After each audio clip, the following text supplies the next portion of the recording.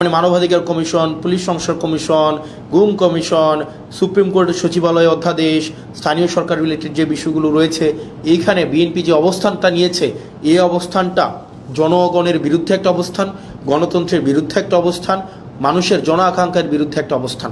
এখন আপনারা আমাকে প্রশ্ন করতে পারেন যে ভাই, সংসদে তো দেখি শুধুমাত্র আপনাদের আইনমন্ত্রী সালাউদ্দিন সাহেবই কথা বলেন, সংসদে দেখি আসাদুজ্জামান সাহেব আইনের ব্যাখ্যা দেন 40-45 মিনিট ধরে, সালাউদ্দিন সাহেব আমরা দেখি সেখানে 50 মিনিট ধরে কথা বলেন, আপনারা কেন কথা বলেন না? এই 40 মিনিটে উনি যদি কোনো অযৌক্তিক কথাও বলেন, সেটাকে যখন আমি আবার দাঁড়াবো যে ওনার অযৌক্তিক কথাগুলোকে খণ্ডন করার জন্য, আমাদেরকে সেখানে কোনো অ্যালাউ করা হয় না। একই টপিকে আপনার মানবাধিকার কমিশনের বিলের উপরে সালাউদ্দিন সাহেব কথা বলবেন 45 মিনিট, আর সেখানে আমাকে কথা বলতে দিচ্ছেন আপনি 2 মিনিট। আপনি আমাকে 2 মিনিট কথা বলতে দিচ্ছেন, মানে এটা খুবই আনজাস্টিফাইড। যখন এটারই বিরোধিতা আমরা করেছিলাম, যখন এটাই চেয়েছিলাম যে এটার বিরোধিতা হচ্ছে, তখনই আমাকে বলা হইলো যে this is not Shahbag square, it's parliament. এবং বিএনপি এক ধরনের দুইটা কাজে জুচ্চুরি করেছে। জুচ্চুরি মানে সিম্পল জুচ্চুরি করা। জুচ্চুরি করা কি? জুচ্চুরি হচ্ছে ওনারা দিনের আলোতে প্রতারণা করেছে। যেমন জুলাই জাদুঘর একটা অধ্যাদেশ ছিল, এই অধ্যাদেশটা কথা ছিল এটাকে অপরিবর্তিতভাবে সংসদে আইন আকারে পাশ করা হবে। ওনারা কি করলেন? ওনারা একদম সংসদ শুরু হওয়ার সময়, সংসদ একদম বিলটা পাশ করার 5 মিনিট আগে ওনারা এটাকে সংশোধনী আকারে উপস্থাপন করে ওনারাকে বিলটাকে পাশ করায় নিলেন, যেটা কোনো এটাকে একটা কমিটমেন্ট ব্রিচ করা হয়েছে। এটা কথা ছিল না, কথা ছিল এটা অ্যাজ ইট ইজ পাশ করাবে। এখন আপনি আমাকে বলতে পারেন তাহলে আপনারা প্রতিবাদ করলেন না? আমরা অবশ্যই প্রতিবাদ করেছি, এবং আপনারা যদি দেখে থাকেন তাদের যেহেতু মেজরিটি 2/3, তারা এখন কাউকে আর তোয়াক্কা করার প্রয়োজন মনে করে না। তাদের কথা হচ্ছে আপনারা পার্লামেন্টে থাকলে থাকবেন, না থাকলে নাই, আমার যে আইনটা আমি যেভাবে ইচ্ছা আমি করব, এবং যেভাবে ইচ্ছা আমি সেটাকে পাশ করব। এবং ওনারা আরও কয়েকটা জায়গায় ওনারা আমাদের সাথে প্রতারণা করে যাচ্ছেন, বাংলাদেশের সাথে প্রতারণা করে যাচ্ছেন। যেমন কথা ছিল প্রত্যেকটা আইন, পূর্ণাঙ্গ আইন অন্তত 3 দিন আগে সবার কাছে ওনারা পূর্ণাঙ্গ বিলটা ওনারা হাতে দিবেন। ওনারা 3 দিন আগে হাতে দেন না। ওনারা যেটা করেন, ওনারা বিলটা সংসদে উত্থাপনের 15 মিনিট আগে আপনাকে এতগুলো পেয়ে যায় না ধরাই দেবে 15 মিনিট আগে। এবং এই 15 মিনিট আগে আপনাকে এই পুরো বিলটার যদি আপনি একমত থাকেন বা দ্বিমত প্রকাশ করেন, এই 15 মিনিটের মধ্যে আপনাকে জানাইতে হবে। পুলিশ সংস্কার কমিশন, দুঃখজনক বিষয় হচ্ছে এই কমিশনটা সংসদে উঠানোই হয় নাই। এই ইন্টারিম গভর্নমেন্ট যে মানবাধিকার কমিশন অধ্যাদেশ করেছেন, সেটাকে বাতিল করে দিয়ে আপনি 2009 সালের মানবাধিকার কমিশন আবার আইনে নিয়ে গেলেন। 2009 সালের যে মানবাধিকার কমিশন আইন, এটা একটা নখদন্তহীন একটা আইন। নির্বাচনের মধ্য দিয়ে কেউ চেয়ারম্যান হলো, কেউ মেয়র হলো, কেউ কাউন্সিলর হলো। এখন বর্তমানে যে আইনে আছে, সরকার চাইলে বিশেষ পরিস্থিতিতে কাউন্সিলরকে বাতিল করে দিতে পারবে, মেয়রকে বাতিল করে দিতে পারবে, উপজেলা চেয়ারম্যানকে বাতিল করে দিতে পারবে। অর্থাৎ একটা নির্বাচিত একটা অংশকে সরকার চাইলে বাতিল করে দিতে পারবে। সরকারের কাছে যদি মনে হয় সে ইনঅ্যাপ্রোপ্রিয়েট, তার মানে এই পুরা স্থানীয় সরকার ব্যবস্থাকে সরকারিকরণ করা হইলো, দলীয়করণ করা হইলো। শুরু করব যে অর্ডিন্যান্সটা নিয়ে, সেটা জাতীয় যে পুলিশ কমিশনটা ছিল, পুলিশ কমিশনটা নিয়ে আমরা শুরু করি। দেখেন, এই সংসদে আমার কাছে মনে হয়েছে যেই কমিশনগুলোর সবচেয়ে বেশি দরকার ছিল, তার মধ্যে অন্যতম একটা দরকারি একটা কমিশন ছিল পুলিশ সংস্কার কমিশন। দুঃখজনক বিষয় হচ্ছে এই কমিশনটা সংসদে উঠানোই হয় নাই। এই যে অর্ডিন্যান্সটা সংসদে উঠানোই হয় নাই, অর্থাৎ এটা আলোচনার জন্য এটার প্রয়োজন আছে কি না, বা এটা কতটা প্রয়োজন, জনগণের জন্য কতটা প্রয়োজন, এটা নিয়ে আলোচনা করার জন্য সংসদে উঠানোই হয় নাই। মানে পুলিশ এই অভ্যুত্থানের অন্যতম একটা স্টেক হোল্ডার। তাদের রোল কী ছিল সেটা নিয়ে আমাদের পরবর্তীতে কথাবার্তা আছে, কিন্তু অন্যতম একটা স্টেক হোল্ডার। আমরা পরবর্তী রাষ্ট্র ব্যবস্থাটা যদি জনবান্ধব করতে চাই, তাহলে পুলিশের স্বাধীনতা না, পুলিশের সুরক্ষাটা আমাদের প্রয়োজন ছিল। কিন্তু দুঃখজনক বিষয় হচ্ছে সেটা নিয়ে এই সংসদে কোনো ধরনের কথা সরকারি দল বলতে দেয়নি। সরকারি দল এই অর্ডিন্যান্সটাকে জাস্ট ল্যাপস করে দিয়েছে। এবার আসেন এই সংস্কার কমিশনে কি ছিল আমাদের। আপনি যদি মনে করে দেখেন তো, আবু সাইদ হত্যা মামলার যে রায়টা হয়েছে, যেই এএসআই ছিল, উনি কিন্তু বারবার করে বলছিলেন যে আমার কোনো দোষ নাই, সরকার আমাকে নির্দেশ দিয়েছে, আমি সেই নির্দেশ অনুযায়ী গুলি করেছি। ঠিক সেটাই, পুলিশকে নির্দেশ দেওয়া হয়, সেই নির্দেশকে লফুল নাকি আনলফুল সেটাকে অ্যাসেস করা কিন্তু পুলিশের পক্ষে সেটা সম্ভব হয়ে ওঠে না। তো আমাদের যে পুলিশটা গড়ে উঠেছে, এই পুলিশ সম্পর্কে আমাদের যে ধারণা, সেই ধারণাটা কি? সে পুলিশ খারাপ পুলিশ, ঘুষ খায়, পুলিশ হচ্ছে দুর্নীতিগ্রস্ত, পুলিশ হচ্ছে চাঁদাবাজ, পুলিশের জমি দখল করে, মানুষের সম্পদ দখল করে বাসা থেকে উঠাই নিয়ে যায়। অর্থাৎ জনগণ এবং পুলিশের সম্পর্কটা এরকম বিরোধের একটা সম্পর্ক। জনগণের বিরুদ্ধে পুলিশের যে একটা চিত্র আবহমান কাল থেকে প্রতিষ্ঠিত করা হয়েছে, এটা আসলে রাষ্ট্রের জন্য কোনো সুখকর নয়। পুলিশ কিন্তু জনগণের বিরুদ্ধে থাকার কথা ছিল না। পুলিশকে যেভাবে ঘুষখোর হিসেবে উপস্থাপন করা হয়েছে, রাষ্ট্র যেভাবে পুলিশকে হাতিয়ার বানিয়েছে দমনপীড়নের, সরকার যেভাবে দমনপীড়নের হাতিয়ার বানিয়েছে পুলিশকে, এটা হওয়ার কথা ছিল না। সেজন্য এই অভ্যুত্থানের পরে আমরা চেয়েছিলাম যে পুলিশকে একটা গুণগত সংস্কার হোক। কিভাবে গুণগত পুলিশের এই সংস্কারটা হোক, সেটা হচ্ছে আমরা চেয়েছিলাম পুলিশের যে একটা অভিযোগ আছে, আপনি দেখেন পুলিশের বর্তমান পরিস্থিতি, পুলিশ হচ্ছে, আমি ব্যক্তিগতভাবে মনে করি রাষ্ট্রের সবচেয়ে নিরীহ যদি রাষ্ট্রের কোনো অঙ্গ সংস্থা থাকে সেটা হচ্ছে পুলিশ।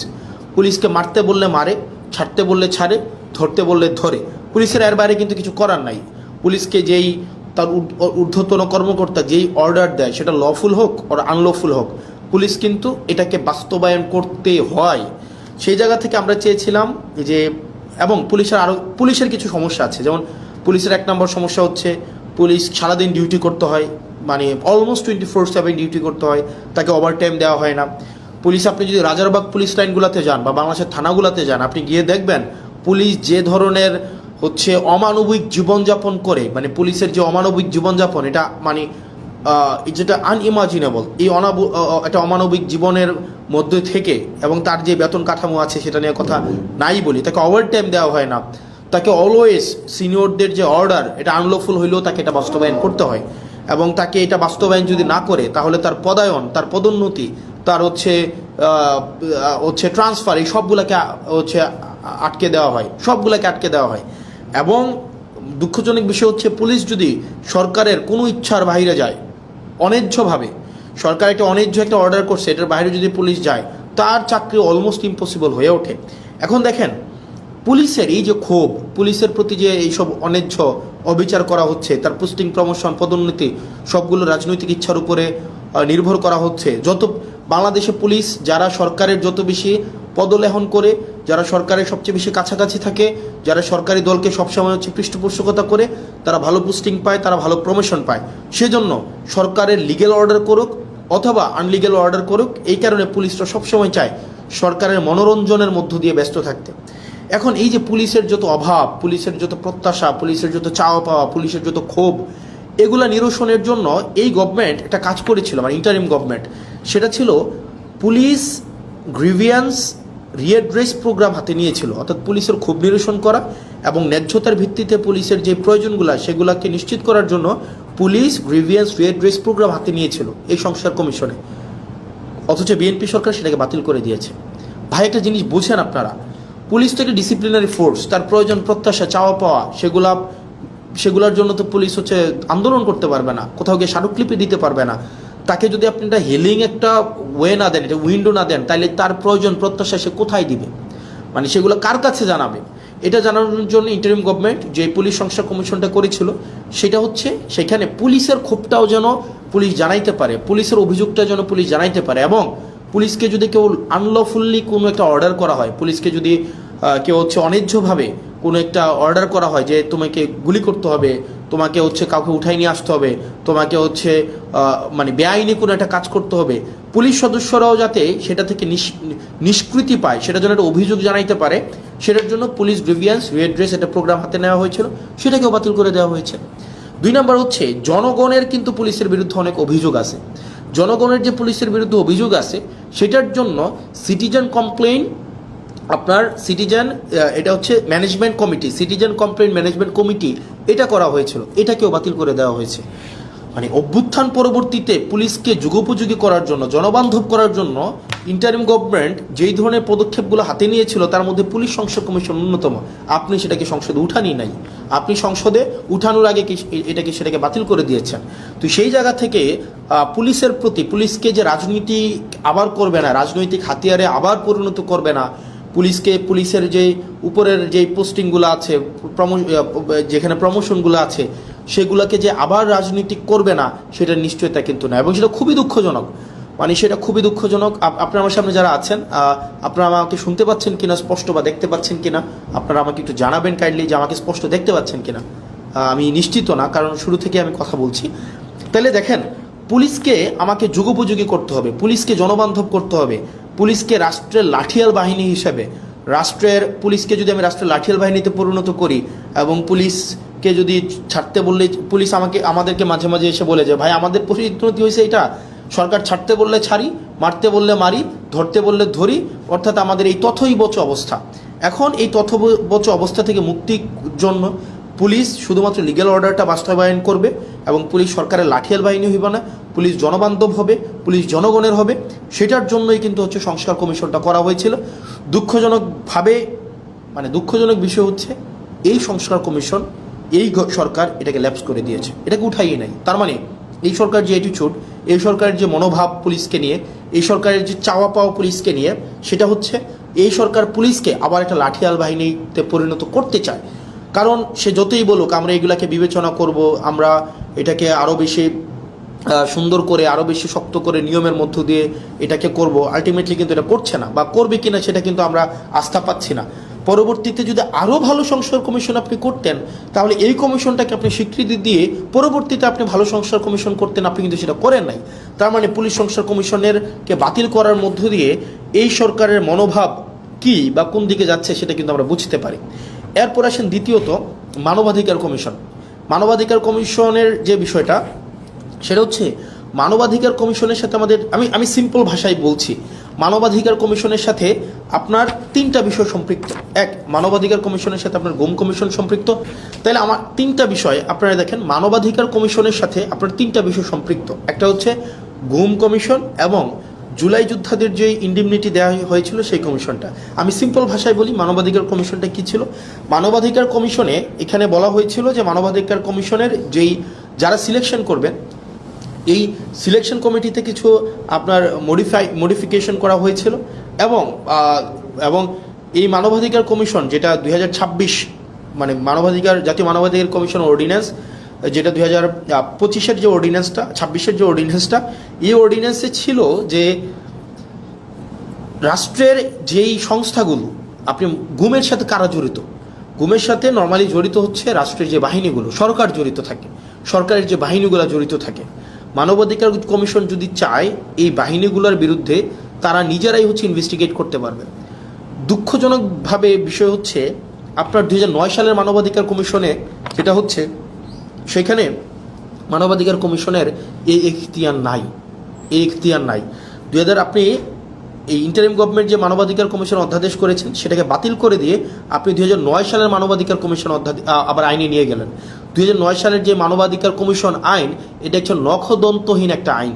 এই আইনের কোনো ধরনের এই আইনটা শুধুমাত্র খাতা কলমে আছে, এটার কোনো বাস্তবায়ন নাই, এবং এটা সরকারের একটা দপ্তর। আপনি এটাকে মিনিস্ট্রির আন্ডারে নিয়ে আসলেন। মানবাধিকার কমিশনটাকে আপনি একটা মন্ত্রণালয়ের অধীনে নিয়ে আসলেন। মন্ত্রণালয়ের অধীনে কি যুক্তিতে নিয়ে আসলেন? মন্ত্রণালয়ের অধীনে নিয়ে আসলেন যদি মানবাধিকার কমিশনকে আমরা স্বতন্ত্র করে দেই, তাহলে এই মানবাধিকার কমিশন প্রপারলি ফাংশন করতে, এইটার জবাবদিহিতা নাকি আপনি নিশ্চিত করতে পারবেন না। ভাই, এই সরকারে অনেকগুলো অর্গানাইজেশন আছে যারা ইন্ডিপেন্ডেন্টলি ফাংশন করে। সিইসি ইন্ডিপেন্ডেন্টলি ফাংশন করে, সিজিএস ইন্ডিপেন্ডেন্টলি ফাংশন করে, এখানে হচ্ছে পিএসসি ইন্ডিপেন্ডেন্টলি ফাংশন করে। ঠিক একইভাবে মানবাধিকার কমিশন ইন্ডিপেন্ডেন্টলি ফাংশন করতো, কিন্তু আপনি যেটা করলেন সেটা হচ্ছে মানবাধিকার কমিশনকে একটা মন্ত্রণালয়ের অধীনে নিয়ে আসলেন। এখন মানবাধিকার কমিশন যদি কারো বিরুদ্ধে কোনো ইনভেস্টিগেট করে, তখন মন্ত্রণালয়ের অনুমতি লাগবে। এখন স্বরাষ্ট্রমন্ত্রীর অনুমতি নিয়ে আপনি জাস্ট চিন্তা করেন, আপনি আসাদুজ্জামান খান কামালের অনুমতি নিয়ে আপনি পুলিশের বিরুদ্ধে আপনি ইনভেস্টিগেট করবেন, এবং যারা গুমের সাথে জড়িত, যারা নিপীড়নের সাথে জড়িত, আপনি তাদের অনুমতি নিচ্ছেন যে আমাকে কি দয়া করে অনুমতি দিবেন, আমি কি আপনাদের বিরুদ্ধে একটা তদন্ত কাজ পরিচালনা করতে পারি। এখন এটা খুব স্বাভাবিকভাবেই সত্য, বাংলাদেশে গত 17 বছর রাষ্ট্রের যে বাহিনীগুলো গুম খুনের সাথে জড়িত ছিল, তাদের কারো বিরুদ্ধেই কোনো ধরনের কোনো তদন্ত হয় নাই। এখন এই তদন্তের, একদম সিম্পল ভাষা, এই তদন্তের এখন এই ক্ষমতাটা মানবাধিকার কমিশন যে পেয়েছিল, আপনি সেটাকে বাতিল করে দিলেন, এবং এটার মধ্য দিয়ে আপনার যে নিয়ত, আপনি যে আবার গুম খুনে ফিরে যেতে চান না, সেটা কিন্তু স্পষ্ট হলো না। এবং এটা খুবই দুঃখজনক, আপনার এই মানবাধিকার কমিশন বাতিল করার মধ্য দিয়ে আপনি দুইটা কমিশনকে আপনি অর্নামেন্টাল করে ফেলেছেন, ফাংশনাল আর থাকে নাই। একটা হচ্ছে গুম কমিশন, আর এটা হচ্ছে জুলাই ইন্ডেমনিটির যেই বিষয়টা, এটাকে আপনি হচ্ছেন অর্নামেন্টাল করে ফেলেছেন। আপনি টাকা 82,000 কোটি টাকা মারলেন, এখন সরকার এই ব্যাংকগুলোকে বাঁচানোর জন্য আবার 36,000 কোটি টাকা দিল।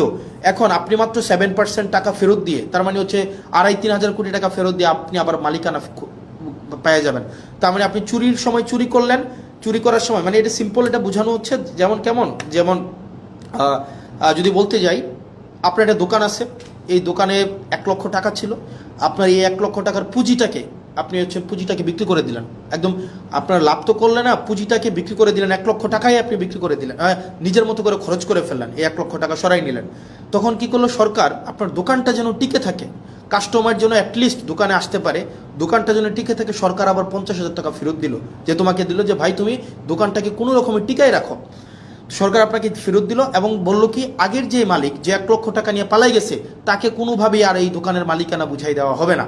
এখন এই সরকার কি করলো, এই সরকার আসার পরে ওই মালিককে আবার এখন সুযোগ দিল যে তুমি যদি মাত্র 7% টাকা ফেরত দাও, মাত্র 7,000 টাকা ফেরত দাও, তাইলে তোমাকে আবার মালিকানা বুঝাই দেওয়া হবে। তার মানে ওই দোকানদার 1 লক্ষ টাকাও খাইছে, পরবর্তীতে সরকারের 50,000 টাকাও পাইছে, এখন মাত্র 7,000 টাকা ফেরত দিয়ে সে এখন এই দোকানের মালিকানা বুঝে পাইবে। মানে এত মানে অযৌক্তিক, অবিবেচনা প্রসূত কোনো সিদ্ধান্ত হইতে পারে, মানে বিএনপি থেকে আমরা পাইতে পারি, মানে এটা কোনোভাবেই গ্রহণযোগ্য ছিল না। তার মানে আপনি 1.5 লক্ষ টাকা, মানে 1 লক্ষ টাকা তো এটা আপনি নিয়েই গেলেন জনগণ থেকে, সরকার আবার আপনাকে 50,000 টাকা দিল এটাকে বাঁচিয়ে রাখার জন্য, এখন মাত্র আপনি 7,000 টাকা ফেরত দিয়ে আপনি এই ব্যাংকের মালিকানা বুঝে পাবেন। সরকার এই ধরনের একটা কালো আইন করলো, কাকে খুশি করার জন্য? অ্যাসালমকে খুশি করার জন্য। কাকে খুশি করার জন্য? রাষ্ট্রের মাফিয়াদেরকে খুশি করার জন্য, যেটা বিএনপি থেকে খুবই আনঅ্যাকসেপ্টেবল একটা হচ্ছে মুভ। এই অ্যাটিটিউডটা যদি অব্যাহত থাকে, আপনি দেখেন বিএনপির যিনি HPM honourable prime minister Tarique Zia, ওনার মুভমেন্টগুলো যদি আপনি দেখেন, ওনার মুভমেন্ট হচ্ছে আপনি দেখবেন খুবই অ্যাকোমোডেটিভ, মানে খুবই অ্যাকোমোডেটিভ। আপনি দেখবেন খুবই সুন্দর পেয়ার স্টান্ট করতেছে, এই প্রোগ্রামে যাচ্ছে ওই প্রোগ্রামে যাচ্ছে, খুবই ডিসেন্ট এবং হচ্ছে ইনক্লুসিভ একটা মুভ দিচ্ছে। কিন্তু অ্যাক্টিভিটিগুলো যদি আপনি দেখেন, বিএনপির অ্যাক্টিভিটিগুলো লাস্ট 2 মাসে, নাম্বার 1 অ্যাক্টিভিটি বাংলাদেশ ব্যাংকে যেভাবে দখল করা হইলো, এই অ্যাক্টিভিটিটা যদি আপনার চোখে পড়ে, বিসিবিকে যেভাবে দলীয়করণ করা হইলো, স্থানীয় সরকারকে যেভাবে ধ্বংস করা হইলো, মানবাধিকার কমিশনকে যেভাবে বাতিল করে দেওয়া হইলো, পুলিশ সংস্কার কমিশনকে বাতিল করে দেওয়া হইলো, সুপ্রিম কোর্টের সচিবালয়কে বাতিল করে দেওয়া হইলো, এরপরে হচ্ছে আপনার এই ব্যাংকগুলোকে আবার দখল করার জন্য দখলবাজদেরকে যেই সুযোগটা দেওয়া হইলো, এই অ্যাক্টিভিটিগুলো যদি আপনি একসাথে করেন, তাহলে আপনার কাছে যে বার্তাটা যায়, এই বার্তাটা কখনোই ইতিবাচক কোনো একটা বার্তা না। এই অ্যাক্টিভিটিগুলো যদি আমরা একসাথে যোগ করি, তাহলে যে বিএনপির চেহারাটা দাঁড়ায়, এই বিএনপির চেহারাটা যদি বেগম জিয়া বেঁচে থাকতেন, নিশ্চয়ই উনি সেটার জন্য অবশ্যই দুঃখ পাইতেন, কষ্ট পাইতেন। উনি বেঁচে থাকলে কখনোই এভাবে মানে নগ্নভাবে দলীয়করণ করা হইতো না। উনি জুলাই জাদুঘরকে যেভাবে হচ্ছে বিএনপি দলীয়করণ করার জন্য সবার হচ্ছে দিনে দুপুরে প্রকাশ্যে যেভাবে একটা জালিয়াতির একটা আশ্রয় নিয়েছেন, সেটা ম্যাডাম যদি বেঁচে থাকতেন উনি অবশ্যই সেটার জন্য উনি লজ্জিত হতেন। সার্বিকভাবে বিবেচনায় আপনি যদি দেখেন বিএনপির লাস্ট 2 মাসের মুভ এবং বিরোধী দল আকারে আমরা আমাদের এই সংসদে আমাদের কথা বলার সুযোগ না দেওয়ার যে বিষয়টা, আমাদেরকে শাহবাগ দেখানো হচ্ছে, যে অর্থাৎ আপনি যদি কথা বলতে চান আপনি শাহবাগে যান, শাহবাগে আপনি যা ইচ্ছা তা বলতে পারবেন, এটা পার্লামেন্ট, এখানে আপনি যা ইচ্ছা তা বলতে পারবেন না, এখানে শুধুমাত্র সেটাই বলা যাবে। আপনি বিরোধী দল, আপনি মাত্র এই কয়টা সিট নিয়ে আসছেন, আপনি আবার এত বেশি সময় পাবেন কেন? আপনি একজন 40 মিনিট ধরে উনি ক্লাস নিতে পারেন, সেখানে আমাদেরকে সময় দেওয়া হয় 2 মিনিট, রেকর্ডে আছে। আপনি যদি দেখেন, আমরা যখন একটা বিলের বিরুদ্ধে দাঁড়াইলাম, মানবাধিকার কমিশনের বিলের বিরুদ্ধে দাঁড়াইলাম, আমাকে সময় দেওয়া হলো যে মিস্টার আবদুল্লাহ আপনার সময় 2 মিনিট। আর এইটার রিভার্টাল যখন আসাদুজ্জামান সাহেব দিলেন, উনি 25 মিনিট প্লাস হচ্ছে উনি রিভার্টাল দিলেন। তার মানে উনার কোনো সময় নাই, উনি যতক্ষণ ইচ্ছা কথা বলতে পারবেন, উনি দাঁড়াইলেই উনার মাইক অন করবেন, উনি সালাউদ্দিন সাহেব দাঁড়াইলেই উনার মাইক অন হবে, এবং উনার রেকর্ডের জন্য ওনারা সব কিছু বলতে পারেন। কিন্তু আমাদের রেকর্ডের জন্য আমাদের মাইক অন করা হয় না। আমরা 50 বার 20 বার শুরু থেকে যদি হাত তুলে রাখি, আমাদেরকে এই সময়টা দেওয়া হয় না। এটা নাকি সংসদের রেওয়াজ। তো সংসদের রেওয়াজ এবং সংসদের আইন আসলে কোনটা কি, সবগুলোই হচ্ছে সরকার যেভাবে চাইবে সেটাই, যেটা অভ্যুত্থান পরবর্তী সময়ে যেটা আমাদের জন্য অপ্রত্যাশিত ছিল। প্রিয় বাংলাদেশবাসী, আমার কাছে মনে হয়েছে আপনারা কিছু এক্সপ্লানেশন ডিজার্ভ করেন, কারণ দিন শেষে আমরা হচ্ছে দিন শেষে কোনো না কোনোভাবে আমরা বেনিফিটেড। আমরা যারা ক্ষমতায়, আমরা যারা চেয়ার পেয়েছি, আমরা যারা মন্ত্রী হয়েছি, আমরা যারা এমপি হয়েছি, আমরা কোনো না কোনোভাবে বেনিফিটেড, এটা নিঃসন্দেহে, এটা বলার কোনো সুযোগ নাই, আমরা বেনিফিটেড। কিন্তু যারা জীবন দিয়েছে, যারা আত্মত্যাগ করেছে, যারা রাস্তায় নেমে এসেছিল, যারা হচ্ছে জুলাইয়ে, আরেকটা ইম্পর্টেন্ট বিষয় জুলাইয়ের কথা মনে হওয়াতে, খুবই পোর স্ক্রিপ্টেড একটা নাটক বিএনপি আপনার হচ্ছে পার্লামেন্টে করছে, খুবই পোরলি স্ক্রিপ্টেড। সেটা হচ্ছে কি, ওনারা বলতেছে, বারবার বলতেছে ওরা জুলাই সনদের পক্ষে, মানে বারবার কিন্তু বলতেছে জুলাই সনদের পক্ষে, যে আমরা প্রত্যেকটা দাড়ি কমা সহ আমরা জুলাই সনদ বাস্তবায়ন করব। তো আমরা যখন বলতেছি যে জুলাই সনদের অর্ডারটা আপনাকে বাস্তবায়ন করতে হবে, তখন যেটা হইলো, ওনারা একদিন একটা নাটক সাজাইলো। ওনাদের পন্থী কিছু ছাত্রদল, যুবদল সহ অনেকে আছে যে তাদের এই অভ্যুত্থানে ফেসিবাদ বিরোধী প্রত্যেকটা রাজনৈতিক দল সমানভাবে অংশগ্রহণ করেছে, তাদের আত্মত্যাগ ছিল, তাদের দীর্ঘ লড়াই ছিল, তাদের দীর্ঘ হিস্ট্রি ছিল। তো ওনারা কি করলেন, কিছু সিলেক্টিভ আহতকে, কিছু সিলেক্টিভ, একদম সিলেক্টিভ কিছু আহতকে বিরোধী দলীয় যেই গ্যালারিটা আছে সেই গ্যালারিটাতে এনে বসাইলো, এবং ওনাদেরকে বলে দেওয়া হলো, পরবর্তীতে ওনাদের মধ্যে অনেকগুলো আহত আমাদের কাছে আসছে যে ভাই আমরা তো বুঝি নাই যে আসলে আমাদেরকে কী কারণে নিয়ে আসা হয়েছে, আমাদেরকে জাস্ট বলা হয়েছে আপনাদেরকে গাদ্দার বলার জন্য, এবং আপনাদেরকে যেন আমরা বেশিং করি, আপনাদেরকে যেন আমরা হচ্ছে ওখান থেকে আপনাদেরকে বেশিং করি, এবং আপনাদের বিরুদ্ধে যেন আমরা স্লোগান দিই।